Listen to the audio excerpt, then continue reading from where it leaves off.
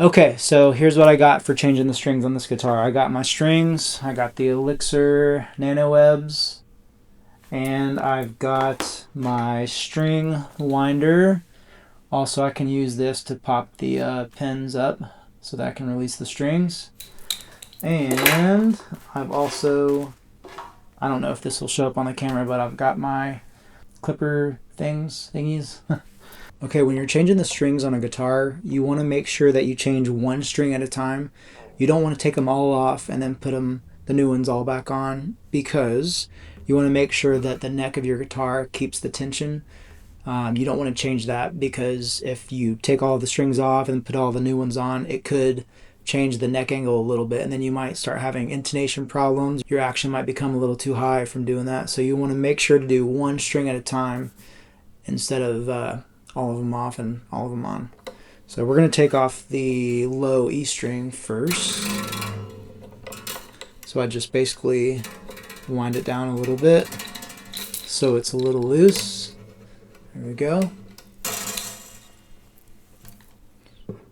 And then, if you can see this, I use this part of the string winder to pop this pin out.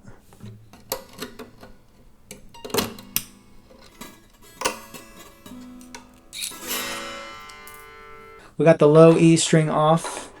So what we're going to do, we're going to take our fingerboard oil. I'm going to take my microfiber cloth.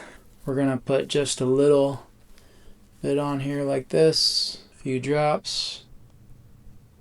There we go.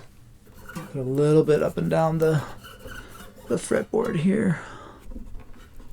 And I'll try to use my fingernail underneath the microfiber cloth just to get right up in there along the frets. Make sure we work that fingerboard oil right into the wood right there. Alright, we're going to get our strings out. And for this guitar, I am using light strings, so that's the 12 to 53 gauge. So when you're changing your strings, very important, one of the things you want to make sure to do is to find out from the manufacturer what type of gauge strings are going to be going on your guitar. You don't want to put too heavy of strings on your guitar and then have some other issues come up for your neck from having the wrong kind of strings on there. You could have, like I said, from taking all the strings off and on, you could also have some similar type of issues if you put the wrong strings on your guitar, because then your neck is going to get out of alignment and you're going to have all kind of other issues going on. Alright, so we're going to put on that low E string first here. So we're going to put the E string, we're going to put the end of the string right here into the hole of the bridge, and we're going to pop the pin right on top.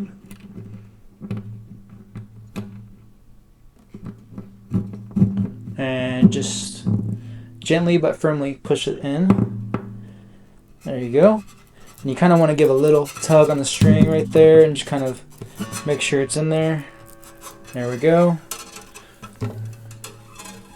Okay, we're going to bring the other end of the string over to the headstock right here on the peg of the tuning machine right here, or the tuner, you could call it. And so we're going to put this in through the hole of the little peg right here. Okay. Alright, so you want to go ahead when you get the string in here. Again, make sure this pin is fastened down pretty good. And then you want to take your string and pull out any slack out of it. And pull it all the way down to the nut right here. Put your finger on the nut.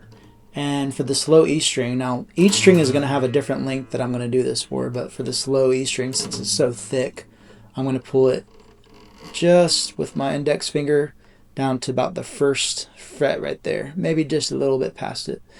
And I'm going to mark it off right there, and then I'm going to bend this part of the excess on the other side of the peg. Alright, and then what we're going to do, we're going to grab our string winder and see how I got this little bend right here in the string, and that kind of keeps it right there so it doesn't move anywhere. And we're going to make sure that on the nut right here that our string is in the little groove it's supposed to be in. And then we're just going to start winding. And as you wind, what I like to do is I like to kind of push down right here. And I'll show you why in a second. Just kind of bend this up a little bit and push it down and kind of keep this as low as possible, this part of the string, as you're winding. And as we do this, it'll create a nice little organized spiral around the little peg right here. And I don't know, maybe it's just me, but I think aesthetically it looks pretty. But maybe it does some other functions. Maybe it makes the string sound better too. Okay. Alright, we got the E string in place, and so as you can see, we got a little excess string right here, but I don't know if you can see right there how pretty the string looks on the little peg of the tuning machine right there. So I don't know, I like it. So now I'm going to take these little clippers right here and we're just going to clip off the excess of this string.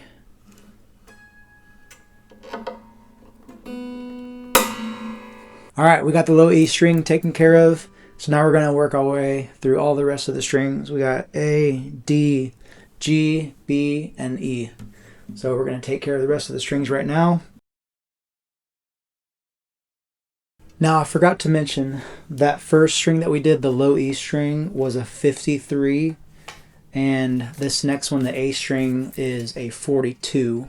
So just if you're changing the strings for the first time and you're a beginner or new to guitar, the low E string was a 53, this A that I'm doing right now is 42, and then it keeps on going down. So the next string after the A, the D string, is going to be 32, and then we got 24 for the G string, and then we got 16 for the B string, and then we got 12 for the high E string. Here we go, we're going to keep on going. And also too, I wanted to mention that on this A string, like I said, each string as we go a little bit higher, we're going to go a little further right here where I pull the slack out of the string.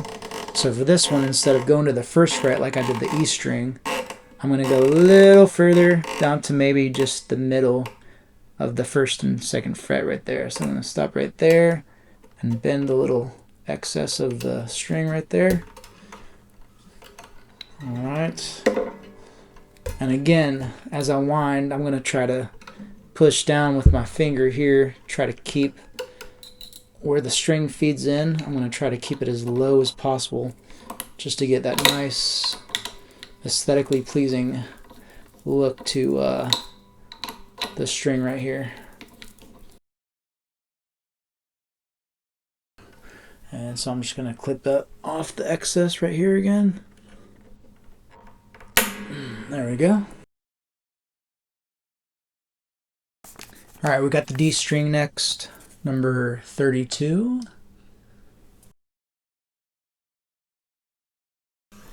Okay, now on this D string, I am going to pull the slack a little bit further, so I'm going to go right here down to about the second fret right there. And again, bend the excess right there and start winding.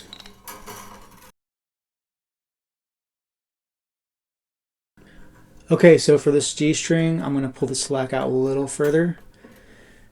And I'm going to bring it down to about 2.5 right there. And bend the string again. And the reason I bring it further down each time is because, as you can probably tell, each string as we go higher and higher is thinner. And so because it's thinner, it's going to take more slack of the string to wrap around the little peg here of the tuning machine. So that's the reason we go a little further, so that way we can have a little more slack to work with. Okay, moving on to the B string, which is number 16. Alright, now for this string, I'm going to take it down to about the 3rd fret right there. Okay, we got the last string here, number 12. We got the high E string.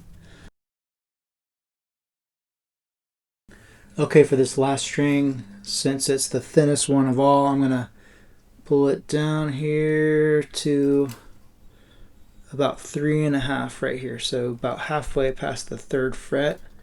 And again, we're just gonna bend the little bit of excess right here, and this one's gonna take a while to wind, so let's get started. This is really hard, by the way, changing strings while you're trying to stay like in the frame of the camera. I don't recommend doing this ever again to anyone, including myself. Okay, woo! We did it. Brand new Elixir strings on this Blue Ridge 143A. Also, I forgot to mention what I'm going to do with this particular guitar, and what I do with my guitars every so often is I like to, when I'm changing the strings, I like to give a little help back to the fretboard. And so I use this fretboard oil right here. If you can see that. I like to put that, and I just have a microfiber cloth that I use to kind of wipe it down. And so I take each string off at a time and kind of wipe the fretboard down